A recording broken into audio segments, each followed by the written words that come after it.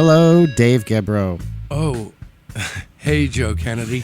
We're the hosts of Discography, the music podcast that delivers the objective truth about the entire discography of every single artist and band that ever existed. Joe, I was just thinking, do you remember the time? So, Joe, I made a feature called The Homeboy, and Joe, Rick Kronberg wrote it. He's a friend of the pod, helps a great deal with the pod. However, Joe scored it, and we needed some turntable action. So I know where this is going. So what happened? So we put out one of those little flyers where you like make the tabs that you pull off to like with our phone number on it, and we hung it up at some like DJ shops. There was a place that used to be on Vermont and Franklin near there, like in Los Feliz. There was like a DJ vinyl. This is like the year 2000 or so. And we got some nips, didn't we? Well, we did. We got a message from from a fellow named Corpus G. Chew. Well, he didn't initially introduce himself as Corpus G. Chew. That comes a little bit later. He was just George. Really? I don't remember that gnome to play. Right. Yeah, so he's George, and he came down with his turntables, and he did some nice scratches for us. It was a hip hop themed movie, and so we needed a few bits that were that kind of mixed in a little bit more skilled scratching than I knew how to do myself. So we kindly sent him home and said, come back to the session tomorrow. You can leave your turntables. There's no need to lug them out. It ended up kind of being a long session, and we got a few things out of him that made it into the movie. And that he had a fellow with him named the Messenger, who brought his demo tape. No. Named the Messenger. Well, he spelled it $MEZ. Wasn't it $Z? I don't know, but it was definitely the $Z diphthong was definitely not your typical spelling thing. You know what? I still have the cassette. Nice. I still have the Messenger's cassette. So we sent him home, and Joe, in about 10 minutes, became a better turntablist. And I kind of learned I learned how to do a baby scratch, so which is kind of like the simplest scratch you can do, and it's all over the friggin' movie. It's Joe. Yeah, it's mostly my baby scratching on George's turntables. But then we asked him. There was some repeated reaching out to him to ask him how he wanted to be credited, and he kind of kept going back and forth and was like kind of mysterious and sort of enigmatic about how he wanted to be credited. And then the final answer he went with was he was to be credited as Corpus G. Chew. And that was the last communique with That was the last we saw of Corpus and the Messenger. So yeah, I hope they're still out there making beats. Today we are doing episode 3, part 3 of Sly and the Family Stone, giving you their overview of their illustrious and super interesting career. So in Discography, what we do is every single episode, we will look at an artist or a band's entire discography, and we rate from a star rating of 0 to 5, including half stars, because of our techniques of precision are so defining that we need these kinds of decimal points to be able to express ourselves properly. But every release, it's not just albums, we're doing EPs, we're doing singles, right, Joe? Yes, that's right. We're kind of giving you the entire overview of an artist's career at Sly Stone today. Otherwise, you really don't get the picture, because it's like listening to one album is like taking a snapshot in a dark room. We're trying to give you the whole arc. The trajectory is the thing. And at this point, we have, gone through the early triumphant years. We've gone through the incredibly rocky PCP-fueled middle stage of their career. And actually, when we last left you, the band had just broken up. This is January 1975. So do go back and listen to those first two. Yeah, you need context to get to this place. So, just as a major note for me, at this point, Sly has been the accepted tale is that critically and commercially, he was left for dead from this point forward. Then I just want to say this is a massive, massive oversight. It's just not the case. His best music is, yes, behind him, but he still kept producing vital work and the accepted wisdom is that he ceased to matter. So I just want to right that wrong. Yeah, this is kind of part 3 here. This point where we're starting at and forward is kind of an era of diminishing returns. But again, the Sly's music kind of always has a floor to it of, there's almost always excellent playing and, world-class musicians. So even when it kind of tails off a little bit in terms of songwriting quality, there's still, if you like funk, if you like hearing great funk playing, there's still a lot there for you. And there's also, if you're a Sly fanatic, there's still quote unquote clues. I think a lot of people are looking for sort of Glass Onion type insight. Glass Onion being the Beatles song that thrusts tons of clues at the listener. But this is, also if you're, typically I don't listen to lyrics, but to me, Sly is just an absolute poet.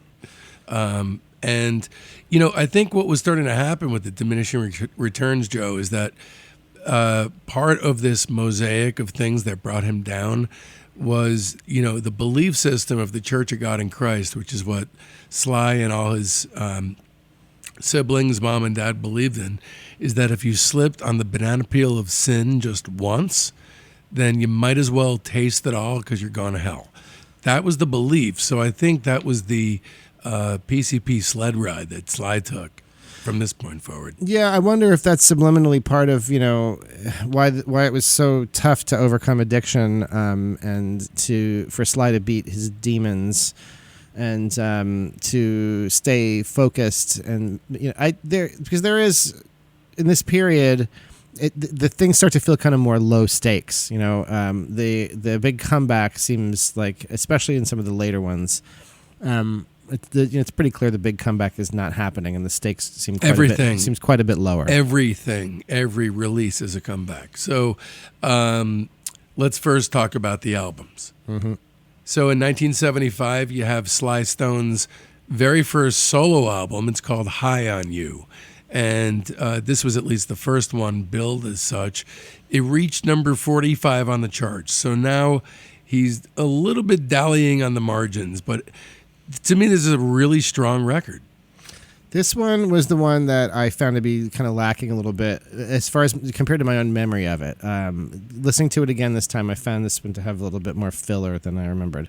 It starts off really strong. Starts off really strong. Yeah, but it ends strong too. That's the thing. I agree with you. I think it sags in the middle. So what happens is I get High on You, you get Crossword Puzzle, and That's Lovin' You, which are 3 great songs. Right. Starts off very strong. But then Who Do You Love and Organize are kind of like nowhere in particular. Yeah, some of those, especially in the middle, and they just sound kind of like unfinished, like.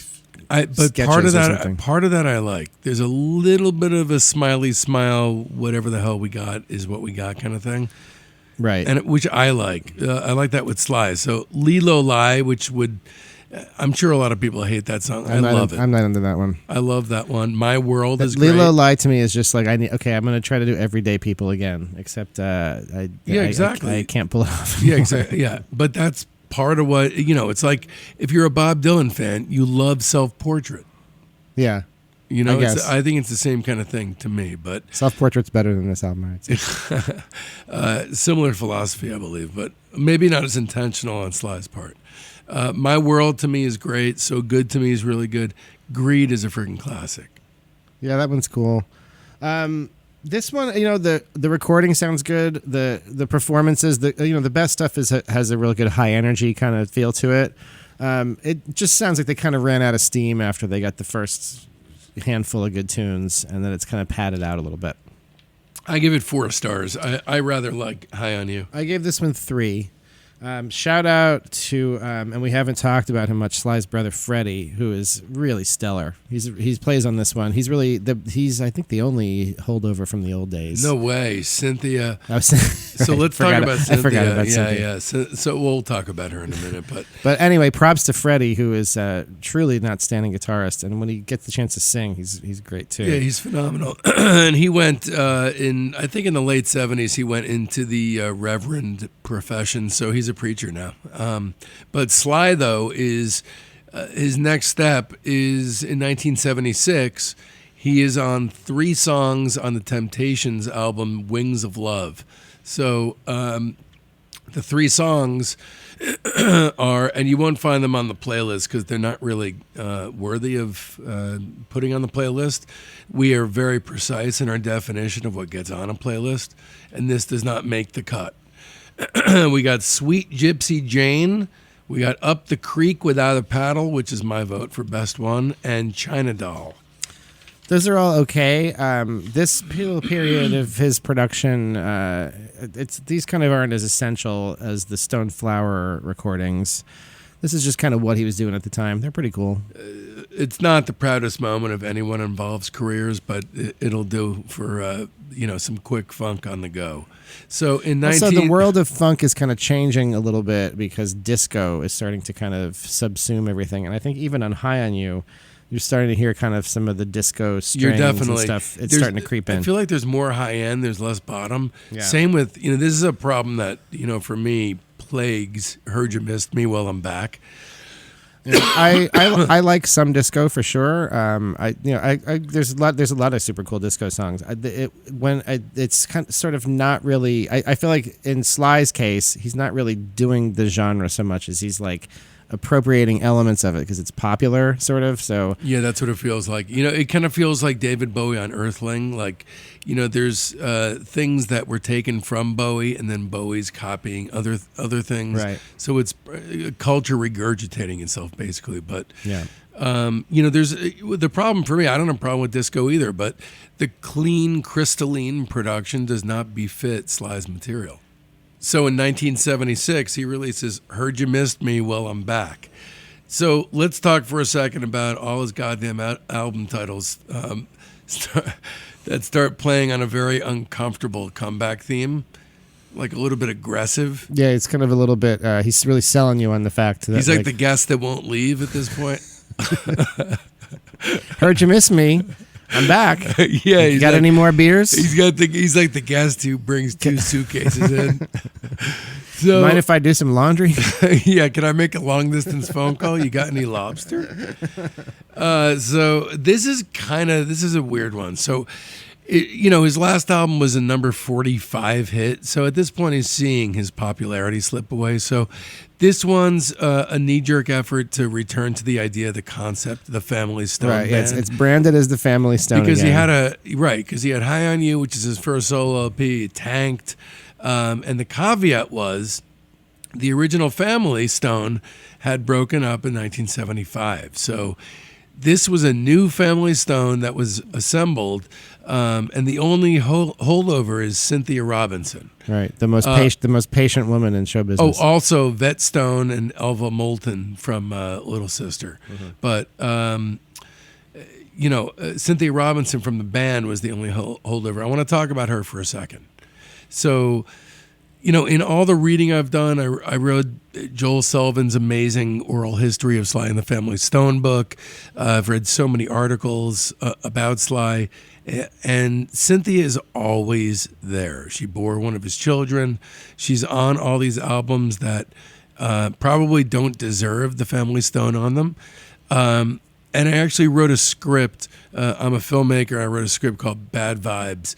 And the whole central conceit of the movie was about a psychedelic soul band where the lead female singer was passionately in love with the songwriter, and it was modeled on Cynthia and Sly, and the fact that no matter how abhorrently he behaved, she was always there, and he always, I think, took advantage of it based on what I've read. Yeah, it seems like it.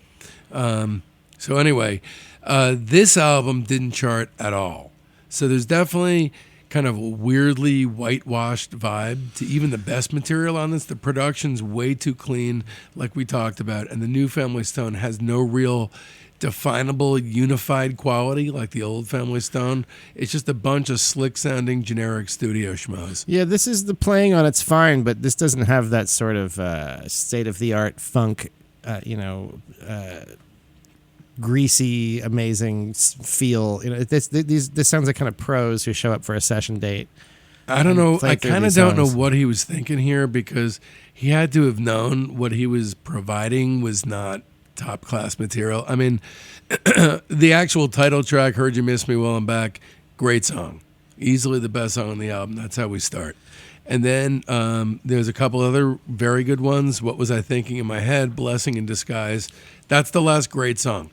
Then there's a ton of shitty songs. Well, I mean, Blessing in Disguise is really the only one that I would like fully recommend on this record. Some of the other ones are kind of okay. The tune "Everything in You" I like all right.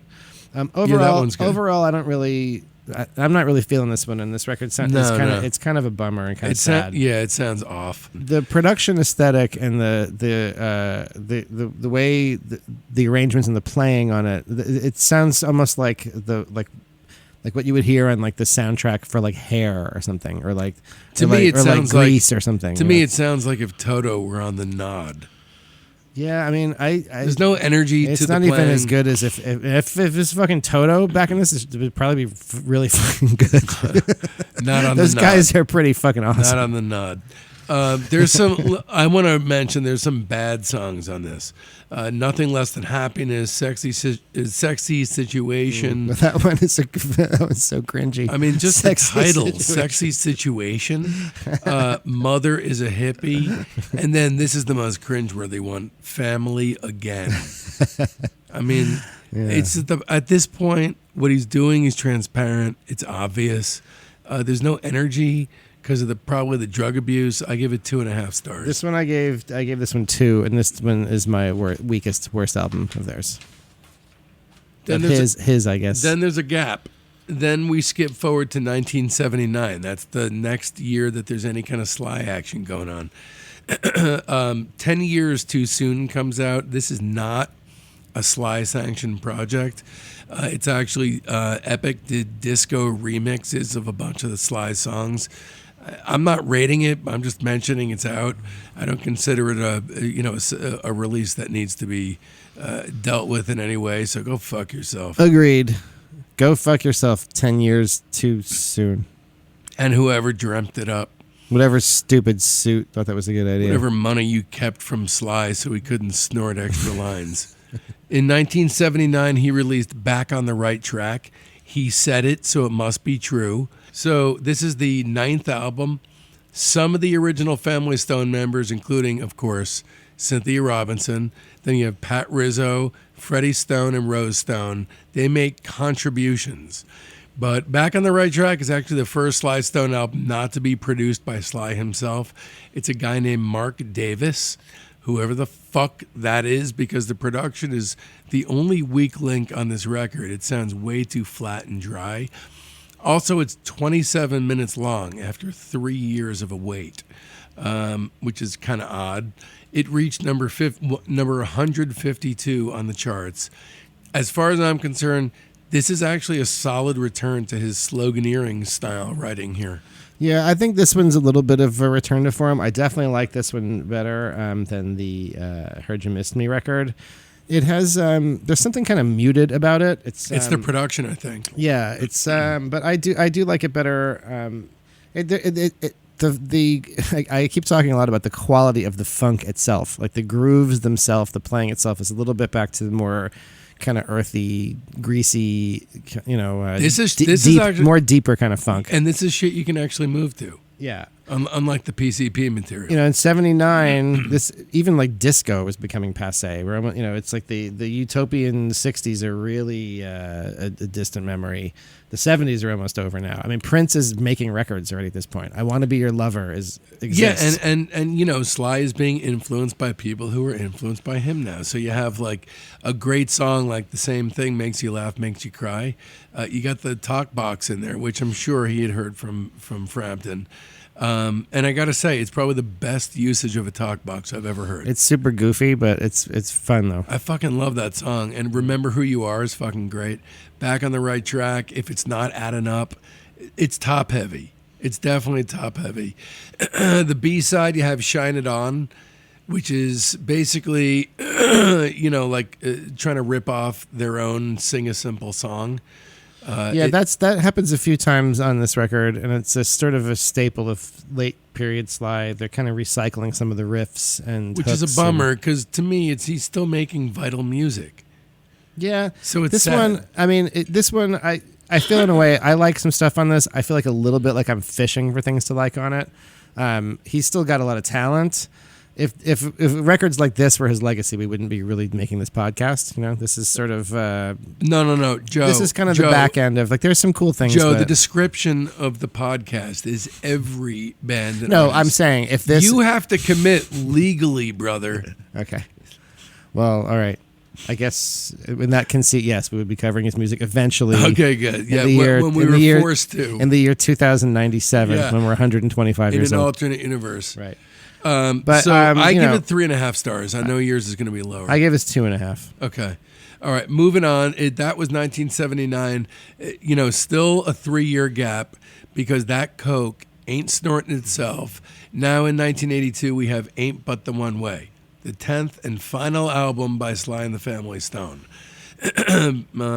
Definitely a last hurrah. Yeah. The album began its existence as a collaborative LP between Sly and George Clinton, a sequel to Stone's appearance on the batshit crazy 1981 Funkadelic album, The Electric Spanking of War Babies. The song that he's on, "Funk Gets Stronger," is really weird and great. It's bonkers.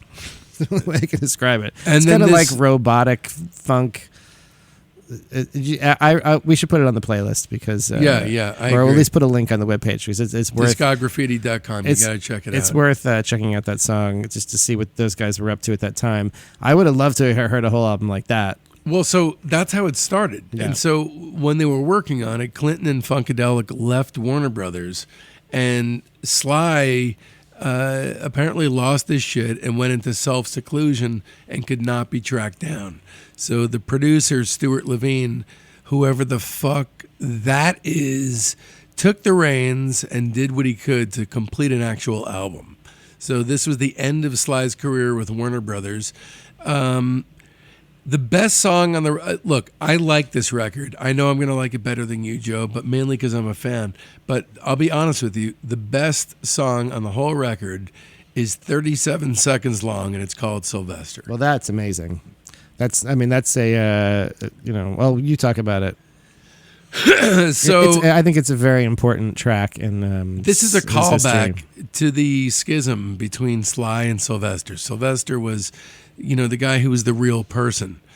I mean, it's a stunning 37 seconds of music. It really is. I mean, it truly is. And we're not just, Then the other song that I like on this record a lot is actually written by Pat Rizzo in the self-mocking style of "You Caught Me Smiling." It's called "Ha Ha Hee Hee."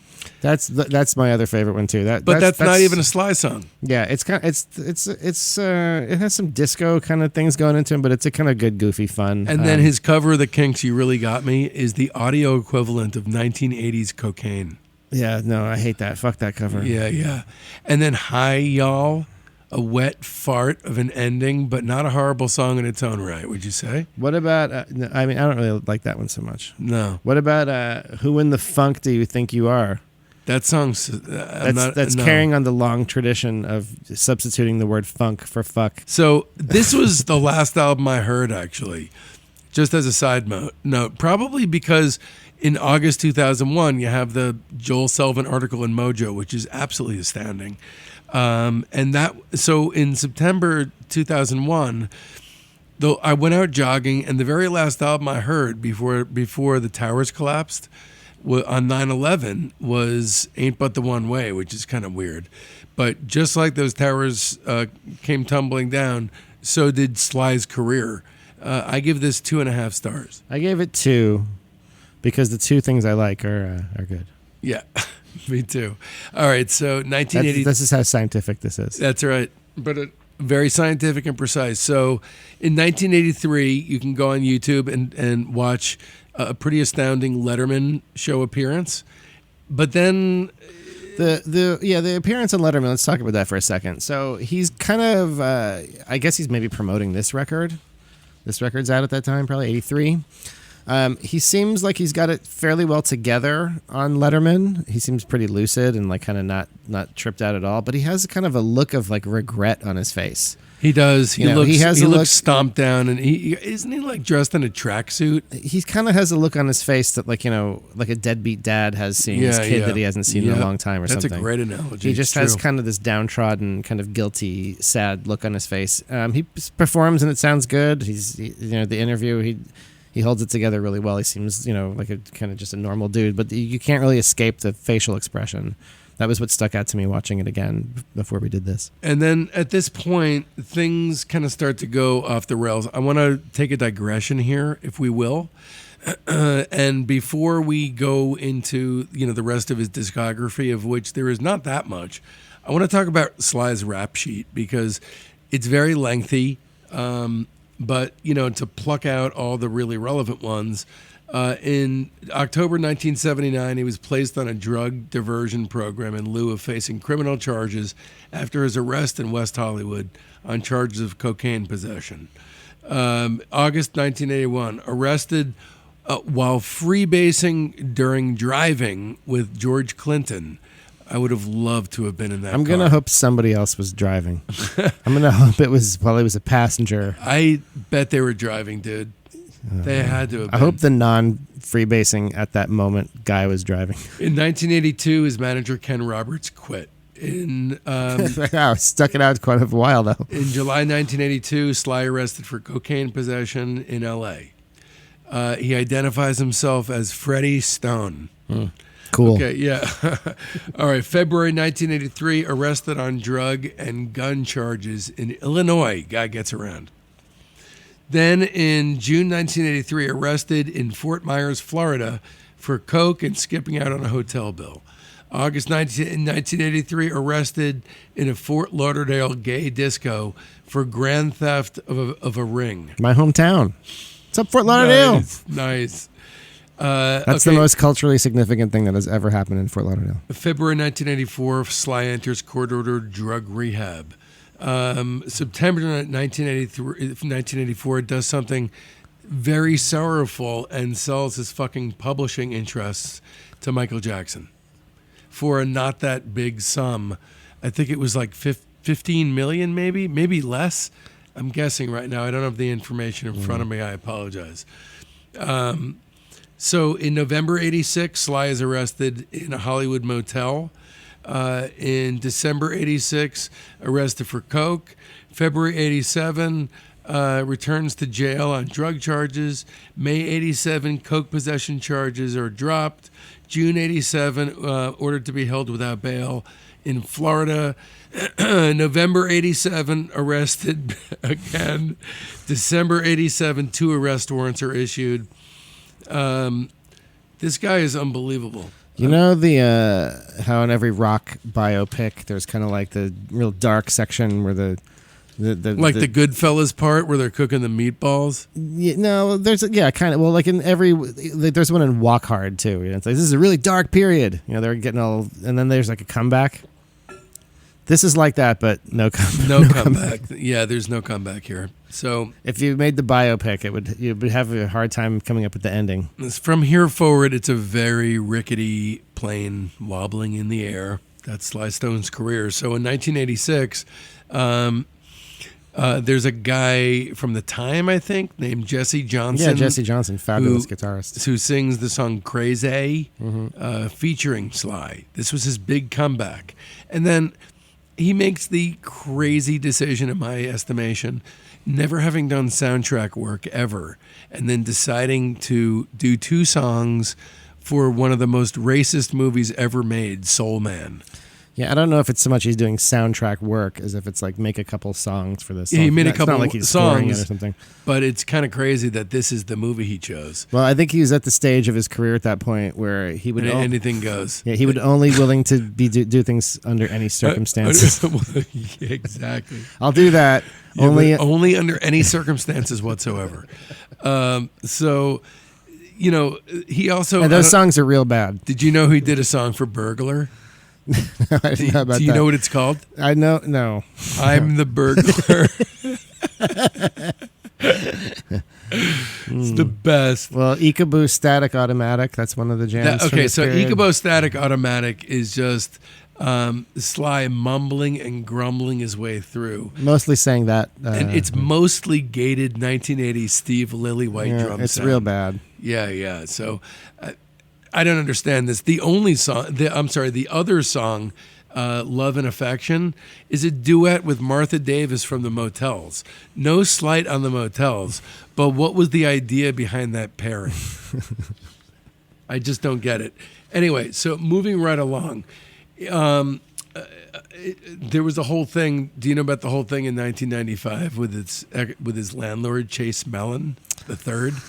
I know, yeah. That with the Beverly Hills mansion that was trash. He ruined the place. Yeah. All this stuff from his later, and it's like, man, I guess they could just never get him into rehab. They could never get it to take. Like, it's sad that nobody's. Yeah. And I guess he's his own. He's his own man. He's his own worst enemy, just like any addict. I mean, look, addiction. It's a motherfucker, and it looks like, honestly, you can just look right at the fall of '69. Yeah, that's where it all went south, and his life has never been the same. I mean, that's kind of the overarching narrative. I mean, it's sad. It's a sad story. Yeah. He had a period of 6-7 years or something where he still made really great work despite all the consumption, and then it got to him because look, drugs are wonderful things and they can open doors. They can close those doors just as easily, and the door was being closed here. So just the amount of time that you squander having a drug habit like that makes it impossible at some level to keep doing good work, to have any focus. Yeah. So during the late 80s, there's a few home studio recordings with Stone's voice and keyboards over a drum machine. There's bootlegs of it, and there's one demo called Coming Back for More that includes the verse, "Been so high, I touch the sky, and the sky says, Sly, why you trying to get by? Coming back for more." And it kind of details him getting in the boxing ring again and again, and he can't even do it. So in 2011, the New York Post reported that Sly was now homeless and living out of a camper van in L.A., and there was a retired couple that made sure he ate once a day, and then he showered at their house. There's a couple other things in there. They got inducted into the Rock and Roll Hall of Fame, and all the original members showed up, and then I think he came up and gave a speech separately from the rest of them. They didn't know he was coming. They didn't know he was coming. And he walked on as they were walking off. Right, exactly. The whole thing was very Sly-like, not Sylvester-like.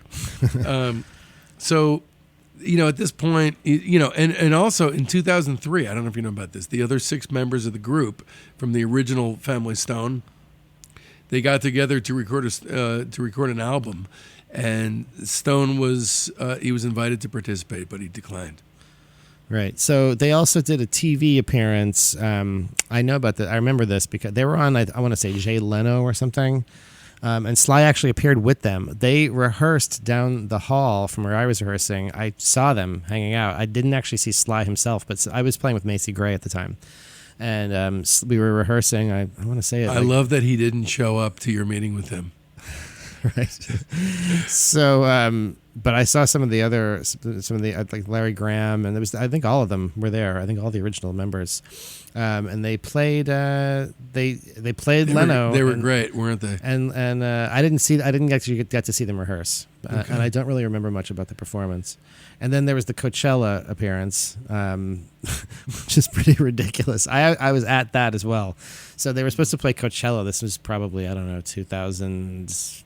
I think it was 2010. They were booked at Coachella. I was there playing with somebody else, and they had a mid-afternoon slot. So they were supposed to play at 2:00 or something. So I'm there checking it out. I'm like, no way, this is actually going to happen. They get up there. They start setting up gear. All the roadies are setting up gear, and it's about time for their set, and people are kind of like waiting around, anticipating what's going to happen. Is he going to show? And a guy gets up who I think was it turns out I think was the drum roadie. And he starts playing the beat to dance to the music. Sort of iconic. And everyone's like, woohoo! It just starts going crazy. And then he stops after like 20 seconds. He was just like sound checking the drums. And then everyone's kind of just standing around, kind of glancing, nervously looking around, and like kind of like an awkward amount of time is passing. And then somebody comes out makes an announcement like the show's postponed. And then he did show up at like 3 a.m. or something, or 2 a.m, some absurdly late time. There's barely anybody there left. And he got up on stage and he's like, I'm going to play you some new music. And he pulled out like an iPod. It's the greatest fucking... playing songs off an iPod. And that's the most genius fucking thing I've ever heard. It's so brilliant. To think, I mean, it's so focused and so fucked up. It's so self-defeating and so amazing. I was not there for the late night iPod concert, but I can say that I was at a Sly Stone show, and he didn't show up. So I feel privileged for this experience. So in 2011, he comes out with, to date, his last album. It's called "I'm Back, Family and Friends," which the title just muddies the water even further, if that could even be possible. So it's part of the I'm Back trilogy. Exactly. Here's what I feel about this record. You know what it reminded me of, Joe? What's that, Dave? It reminded me of Weekend at Bernie's. So all these guests are just popping by to prop up Sly's desiccated, drug-addled corpse.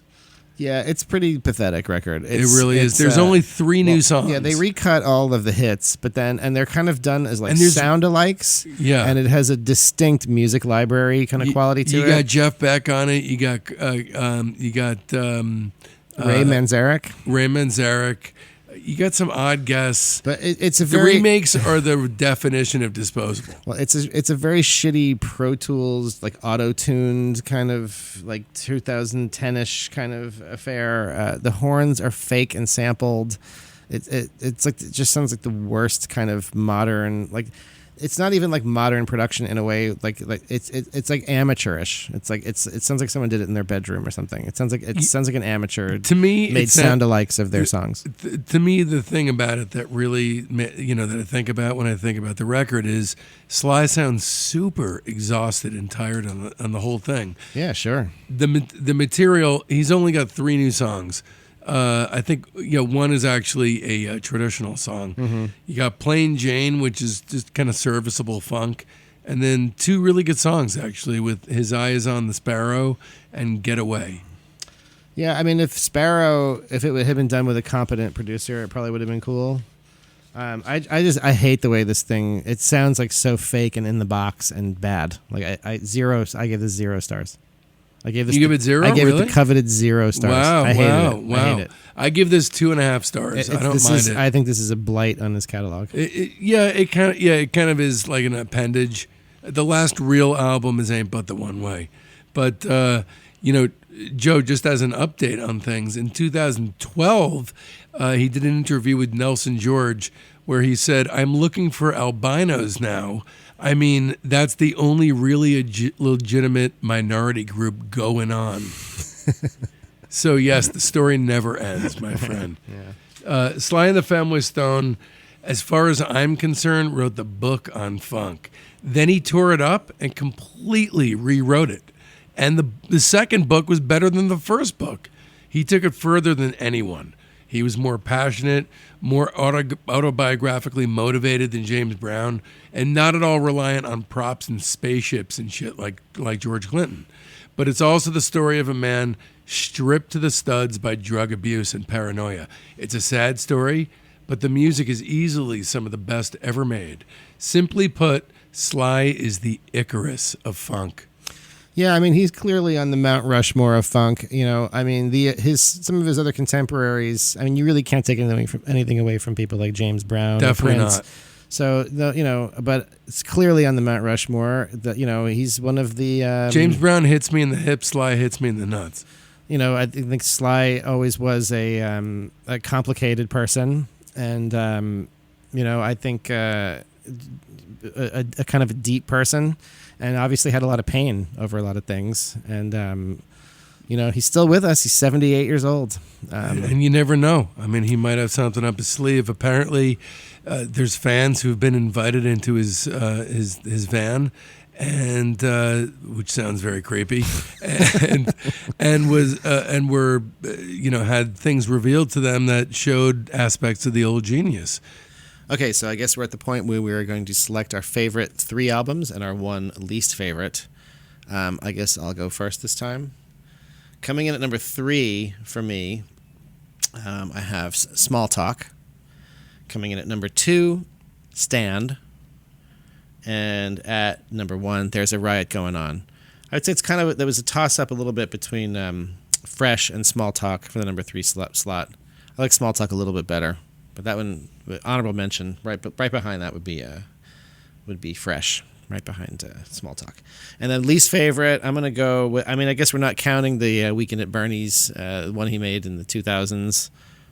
It's almost not even really canon. It doesn't count. That's kind of too easy to sort of throw sand on that one. So I'm going to go with Heard You Miss Me While I'm Back as my least favorite. Well, I would say my top 3 is number 3, A Whole New Thing. A vastly underlooked record. Number 2 is Stand, and number 1 is There's a Riot Going On. I mean, if Riot and Stand are not number 1 and number 2, then you have a very interesting outlook on music. And then the worst album by them is Heard You Missed Me. I even like the I'm Back, Family and Friends better than that one. Bold. Yeah. Bold. He's just awesome. He's one of my favorites in history. And frankly, to do a 3-part episode on him for Discograffiti is an honor and a privilege. Yes, it's very enjoyable. I love going back and listening to the records, even the ones I didn't like as much are interesting. And I urge you to check all of it out.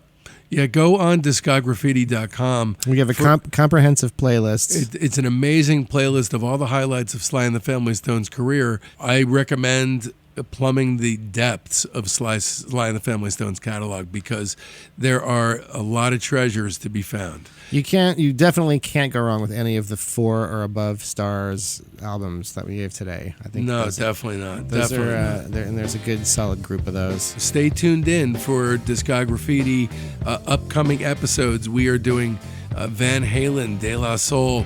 We're doing the Bee Gees. We're doing The Who. It goes on and on because our promise to you and our privilege and honor for you is to dissect every single band and artist in recorded history from the beginning of the Lathe up until present day. Until then, we will see you next time. I'm Dave Gebrow. I'm Joe Kennedy. And we are Discograffiti. See you next time.